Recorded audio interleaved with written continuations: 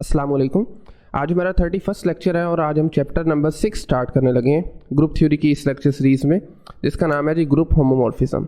इस चैप्टर में मेनली हमने 3 टॉपिक्स हैं जो कवर करने। स्टार्ट करेंगे हम होमोमॉर्फिज्म से, इसके बाद हम आइसोमॉर्फिज्म की तरफ जाएंगे और लास्ट पे हम ऑटोमॉर्फिज्म को स्टडी करेंगे। बेसिकली ये तीनों चीज़ें जो हैं, तीनों टॉपिक्स हैं, ये दो ग्रुप्स के दरमियान रिलेशन बताते हैं हमें, ठीक है। सो आज का जो टॉपिक है ग्रुप होमोमॉर्फिज्म, इसकी डेफिनेशन देखते हैं जी। फर्स्ट करें, आपके पास दो ग्रुप्स हैं, एक को हम जी का नाम दे देते हैं जिसके साथ ऑपरेशन स्टार है, ठीक है, और दूसरा जो हमारे पास ग्रुप है उसको हम एच का नाम दे देते हैं और इसके साथ जो बाइनरी ऑपरेशन है हम उसको स्टार प्राइम का नाम दे देते हैं, ठीक है। देन ये दो ग्रुप्स कब होमोमॉर्फिक होंगे, या आप ये भी कह सकते हैं कि दोनों ग्रुप्स हैं जो ये कब स्ट्रक्चर प्रिजर्व करेंगे मैथमेटिकली। बेसिकली जब एक मैपिंग उनके दरमियान एग्जिस्ट करेगी, लेट्स से इसको अल्फा कह लेते हैं, फ्रॉम जी टू एच, ठीक है, such that we have alpha of G1 operation with G2। जब अल्फा इस पर अप्लाई होगा तो हमें रिजल्ट में alpha of G1 star prime, ठीक है, अल्फा ऑफ G2, ठीक है। ये बेसिकली स्ट्रक्चर प्रिजर्विंग प्रॉपर्टी का नाम है। स्ट्रक्चर प्रिजर्विंग से मतलब ये है कि जो दोनों ग्रुप्स हैं या तो वो अलजेब्रिकली सेम होंगे या ज्योमेट्रिकली सेम होंगे। ओके, तो देखें G1 स्टार G2 जब इस पर अल्फा अप्लाई हो रहा है तो रिजल्ट में हमें ये दो एलिमेंट्स मिलते हैं जो कि H में होंगे, ठीक है, और इस पर रिजल्ट और जो ऑपरेशन है वो भी H के रिस्पेक्ट से होगा, ठीक है। ये बेसिकली डेफिनेशन है ग्रुप होमोमॉर्फिज्म की। अगर ये कंडीशन सेटिस्फाई करेगी देन हम कहेंगे जो जी ग्रुप था और एच था ये दोनों आपस में होमोमॉर्फिक हैं। वेल, सो नेक्स्ट अब हम इसकी एग्जांपल स्टडी करते हैं। लेट्स से जी आप दो ग्रुप्स लेते हैं। मैं एक ग्रुप ले लेता हूँ जिसको जी का नाम दिया, इसको मैं लेता हूँ जनरल लीनियर ग्रुप। ये ऑलरेडी हम डिस्कस कर चुके हैं। इसमें तमाम रियल मैट्रिसेस होंगे, स्क्वायर मैट्रिसेस होंगे जिनका ऑर्डर n होगा, और इसके साथ साथ तो तमाम मैट्रिक्स इन्वर्टिबल भी होंगे, यानी कि उनका डिटर्मिनेंट जो है वो नॉन ज़ीरो होगा, ठीक है। ये प्रॉपर्टी है इस ग्रुप की। H जो है ये मैं एक और ग्रुप ले लेता हूँ जिसमें तमाम के तमाम non zero real numbers under binary operation multiplication, ठीक है। R प्राइम का मतलब है कि इसमें ज़ीरो को एक्सक्लूड कर देंगे, बाकी तमाम रियल नंबर्स आ जाएंगे इसमें। देन मैं इस पर मैपिंग डिफाइन करता हूँ alpha from G to H, और अगर मैं इसको डिफाइन करना चाहूँ जी, let's say for any A belongs to G, A of course matrix है, that is equal to determinant of A, ठीक है। इस वे में मैं ये डिफाइन कर रहा हूँ, और जो A है ये कोई भी एक मैट्रिक्स हो सकता है, यानी कि A बिलोंग्स टू G। अब हमें चेक करना है क्या हमने जो मैपिंग डिफाइन की है इज इट होमोमॉर्फिज्म, क्या ये होमोमॉर्फिज्म डिफाइन करेगी। तो उसके लिए प्रॉपर्टी यूज़ करते हैं।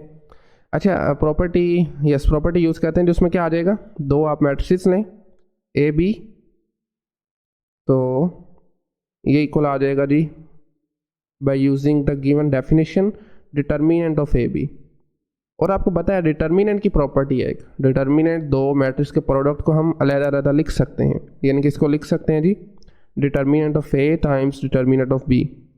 ये प्रॉपर्टी हमने यूज़ की है डिटर्मिनेंट की, ठीक है।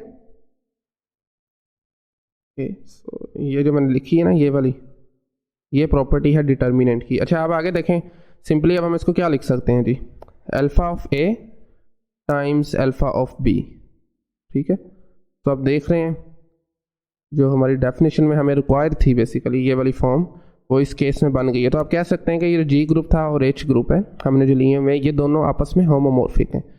इसी तरह से और भी एग्जांपल्स ली जा सकती हैं। हम मज़ीद एग्जांपल करने से पहले एक और डेफिनेशन स्टडी कर लेते हैं, और उस डेफिनेशन का नाम है जी कर्नल ऑफ अ होमोमॉर्फिज्म, ठीक है, kernel of a homomorphism, HOM in short लिख सकते हैं आप इसको, ठीक है। ऑलराइट, फर्स्ट करें आपके पास दो ग्रुप्स हैं G और H, और इनके दरमियान होमोमॉर्फिज्म भी डिफाइन है। उसको मैं थीटा का लेट से नाम दे देता हूँ, theta from G to H। ये हमारे पास एक होमोमॉर्फिज्म है, इन शॉर्ट आप यूँ भी लिख सकते हैं इसको, ठीक है। देन बेसिकली कर्नल क्या होता है जी? Kernel of theta, kernel of this homomorphism, basically इसमें वो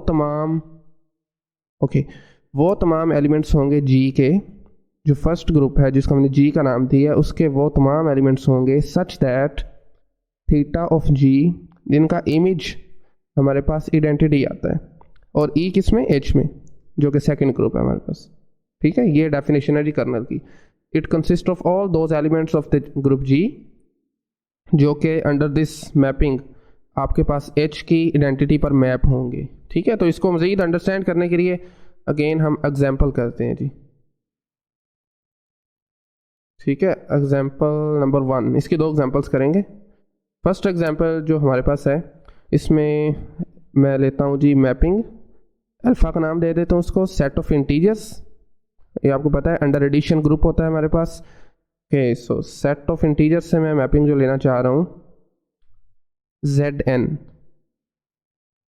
ठीक है, इक्विवेलेंस क्लासेस होती हैं जिसके अंदर Z2 ZN, और इसको मैं डिफाइन, अच्छा इसके एक और इम्पोर्टेंट बात यह है कि ये n greater or equal to 2 के लिए मैं डिफाइन कर रहा हूँ। ठीक है, या आपका n 2 होगा या 2 से बड़ा कोई भी इंटीजर हो सकता है। तो इसकी जो डेफिनेशन है जो मैं डिफाइन कर रहा हूँ, alpha of C is equal to equivalence class of C। किसी भी नंबर पर जब अल्फ़ा आपका अप्लाई होगा Z में से, किसी एक इंटीजर पर अल्फ़ा अप्लाई होगा तो उसकी क्लास Z में हमें मिल जाएगी। अब हम ये चेक करना चाहते हैं क्या ये डेफिनेशन जो हमने इधर लिख दी है, जो हमने डिफाइन की है Z2 ZN, क्या ये होमोमॉर्फिज्म है या नहीं।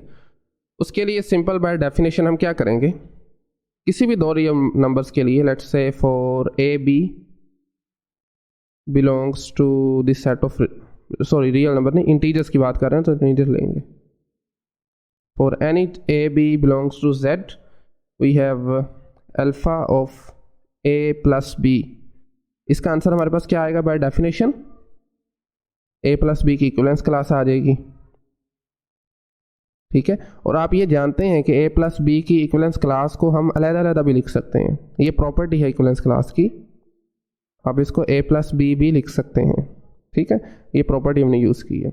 अगर ये लिख सकते हैं तो A किसके इक्वल आ जाएगा जी? A की equivalence class again alpha of A की इक्वल आ जाएगी, और प्लस के साथ आपके पास अल्फ़ा ऑफ B भी आ जाएगा। यही चीज़ हम चाहते थे कि जो इन दोनों ग्रुप्स के दरमियान होमोमॉर्फिज्म को डिफाइन करेगी। अच्छा, ये वाला जो अल्फ़ा प्लस है ना, ये वाला, ये कौन सा प्लस है जो कि हमने इक्विवेलेंस क्लासेस पे डिफाइन किया है। ठीक है, ये वो वाला प्लस है, ये आम प्लस नहीं है जिससे हम 2 नंबर्स को, 2 इंटीजर्स को एडअप करते हैं।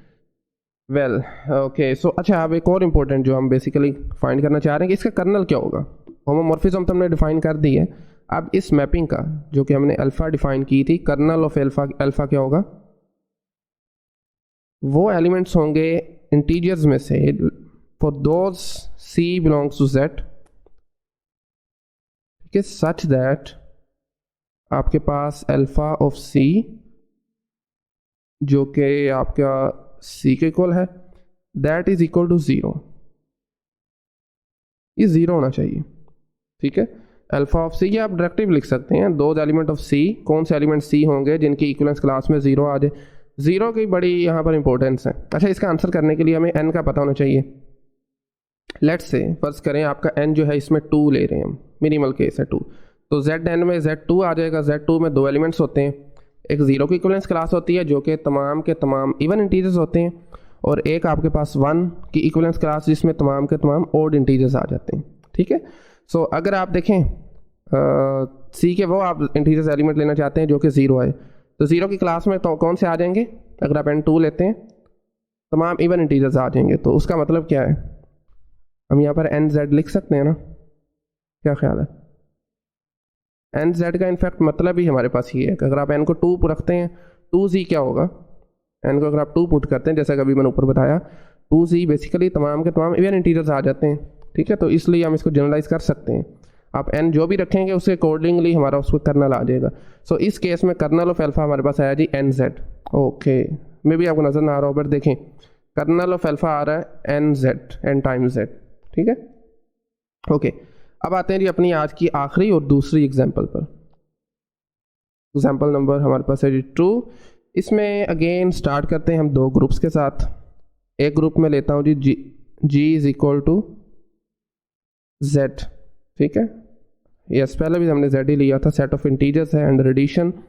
और एच जो मैं ग्रुप ले रहा हूँ, ये मैं ग्रुप ले रहा हूँ जी set of non zero rational numbers, Q primes इसको हम रिप्रेजेंट करते हैं, और ये ग्रुप होता है अंडर मल्टीप्लिकेशन, ठीक है। देन मैं लेट्स से थीटा कह देता हूँ, एक मैपिंग हमने डिफाइन करनी है जी से एच में, और इसको मैं डिफाइन करता हूँ जी for alpha of c is equal to 2 raise to power c, ठीक है, alpha of c is equal to 2 raise to power c, और for any c belongs to integer,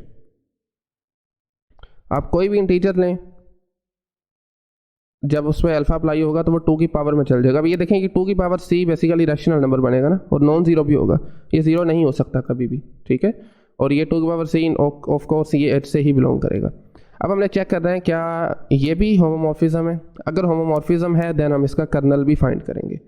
simply क्या करेंगे, alpha of X plus Y में let say ले लेता हूँ, x Y दोनों इंटीजर्स हैं, ये इक्वल आ जाएगा जी by definition 2 raise to power x plus y. Then simply आप प्रॉपर्टी यूज़ करते हुए इनको सेपरेट भी कर सकते हैं, 2 रेज़ पावर एक्स आ जाएगा और साथ में 2 रेज़ पावर वाई आ जाएगा। और ये चीज़ आप जानते हैं रिवर्स में हम कैसे लिख सकते हैं जी, alpha of x times alpha of y, ठीक है। और यही चीज़ इनफैक्ट हम चाह रहे थे, हमने ये साबित कर दिया कि ये जो 2 ग्रुप्स हैं ये आपस में होमोमॉर्फिक हैं। वेल सो अगर होमोमॉर्फिक हैं तो नेक्स्ट चीज़ कर्नल भी फाइंड आउट किया जा सकता है। कर्नल क्या होगा इस केस में, kernel of alpha that is equal to those इंटीजर्स, those x belongs to z such that we have alpha of x, basically ये क्या है जी 2 की पावर x, ठीक है, और ये होना चाहिए 1 क्यों, क्योंकि 1 जो है आइडेंटिटी एलिमेंट है q प्राइम का, ठीक है ना। तो देखें ये कब 1 होगा, आप एक बार ऐसे ऑब्जर्व करें, x को जब आप 0 पुट करते हैं, सिर्फ यही केस है, x को जब आप 0 पुट करेंगे तो ही 1 हो सकता है, ठीक है। तो इस मैपिंग का कर्नल जो है वो सेट आ रहा है जिसमें जस्ट 0 एक एलिमेंट है, ठीक है, और ये 0 बेसिकली x है आपके पास, 0 एज एन इंटीजर ले रहे हैं, ये 0 जो है q से बिलोंग नहीं करेगा, ये 0 हमारे पास फर्स्ट ग्रुप जो होता है उससे बिलोंग करता है, ठीक है। सो ओके, आज हमने बेसिकली 2 चीज़ें स्टडी की हैं। सबसे पहले हमने स्टार्ट किया था ग्रुप होमोमॉर्फिज्म से, उसकी एक एग्जांपल स्टडी की है, देन हमने कर्नल ऑफ अ होमोमॉर्फिज्म देखा है, उसके बाद इसकी 2 एग्जांपल स्टडी की हैं, ठीक है। सो आई थिंक आज हम यहीं पे फाइंड आउट करते हैं, इंशाल्लाह नेक्स्ट लेक्चर में होमोमॉर्फिज्म से रिलेटेड ही कुछ मज़ीद चीज़ें लेके हाजिर होंगे। So thank you very much.